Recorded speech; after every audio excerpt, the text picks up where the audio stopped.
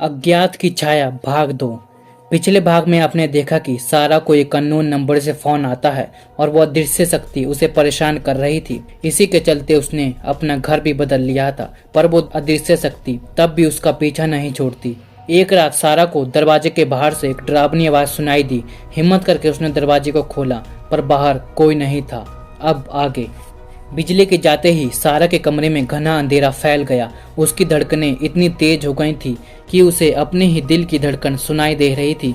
चारों ओर सन्नाटा था, सिवाय उसके तेजी से चलती सांसों के।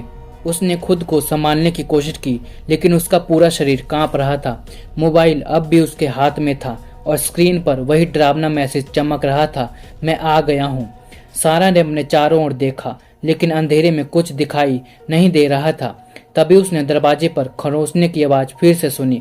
आवाज अब और भी करीब लग रही थी, जैसे कोई उसके कमरे में घुसने की कोशिश कर रहा हो।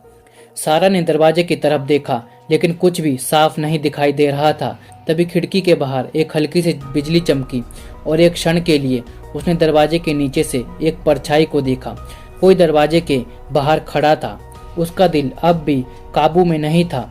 उसने तुरंत बिस्तर के नीचे से टॉर्च निकाली और दरवाजे की ओर इशारा किया। परछाई गायब हो चुकी थी और दरवाजा वैसे ही बंद था। उसने खुद को संभालने की कोशिश की। शायद ये सिर्फ उसका भ्रम था, लेकिन वो जानती थी यह भ्रम नहीं था। टॉर्च की हल्की रोशनी में उसने हिम्मत जुटाकर दरवाजे की तरफ कदम बढ़ाए। जैसे ही वो दरवाजे के पास पहुंची, अचानक एक जोरदार धक्का दरवाजे पर पड़ा। वो पीछे हट गई। उसकी टॉर्च हाथ से गिर गई और फर्श पर लुढ़क गई। खरोंचने की आवाज अब तेज हो गई थी और कोई पागलपन में दरवाजे को चीरने की कोशिश कर रहा था। सारा ने सोचा, अब क्या करूं? उसी पल उसकी नजर खिड़की पर गई। बाहर बारिश हो रही थी, लेकिन यह उसका एकमात्र रास्ता था। उसने तेजी से खिड़की की तरफ दौड़ लगाई और उसे खोलने की कोशिश की, लेकिन खिड़की भी अटक गई थी।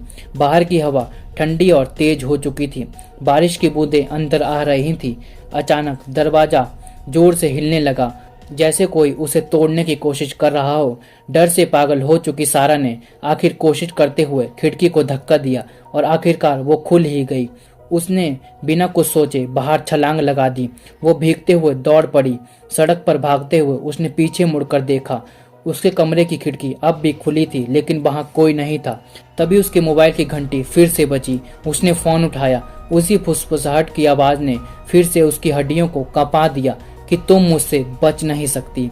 उसके बाद सिर्फ हंसी की आवाज आई, एक डरावनी खौफनाक हंसी जो दूर दूर तक उसके साथ गूंजती रही। सारा पूरी तरह भीग चुकी थी। वो तेजी से अंधेरी सड़क पर भाग रही थी, लेकिन उस डरावनी हंसी की गूंज उसके कानों में अब भी साफ सुनाई दे रही थी। उसका मन और शरीर थक चुका था, लेकिन उसे पता था कि रुकने का मतलब मौत है। वो एक सुनसान गली में मुड़ी, जहाँ केवल स्ट्रीट लाइट की हल्की रोशनी उसे दिख रही थी। सड़क पर कोई नहीं था, केवल बारिश की बूंदें सड़क पर टपक रही थी। सारा ने चारों तरफ देखा। उसके अंदर किसी को मदद के लिए पुकारने की हिम्मत भी नहीं बची थी। उसी समय फोन फिर से बजा। उसी अननोन नंबर ने एक बार फिर से उसकी धड़कनें तेज कर दी। उसने फोन को हाथ से कसकर पकड़ा, पर इस बार कॉल रिसीव करने की हिम्मत नहीं जुटा पाई। उसकी उंगलियां कांपने लगी और उसने कॉल को नजरअंदाज कर दिया। सारा एक पुराने सुनसान से मकान के सामने रुकी, जिसके बाहर फॉर सेल का बोर्ड लगा हुआ था। उसे याद आया कि उसका नया अपार्टमेंट भी इसी इलाके में था, लेकिन वो रास्ता भटक चुकी थी। उसे छिपने के लिए जगह चाहिए थी। उसने हिम्मत जुटाकर दरवाजे को धक्का दिया और वो बिना किसी रुकावट के खुल गया। वो अंदर घुस गई और दरवाजा बंद कर लिया। कमरे में सन्नाटा था, सिर्फ उसकी तेजी से चलती सांसों की आवाज सुनाई दे रही थी। ये पुराना मकान वीरान था। दीवारों पर जाले लगे हुए थे और फर्श पर एक धूल की मोटी परत जम चुकी थी।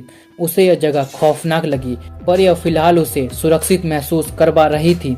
वो एक कोने में जाकर बैठ गई और टॉर्च जलाकर चारों ओर देखा। फिर अचानक उसके मोबाइल की स्क्रीन फिर से चमकी। इस बार कोई कॉल नहीं, बल्कि एक मैसेज था। उसने डरते हुए मैसेज को खोला, जिसमें लिखा था, मैं तुम्हें देख सकता हूँ।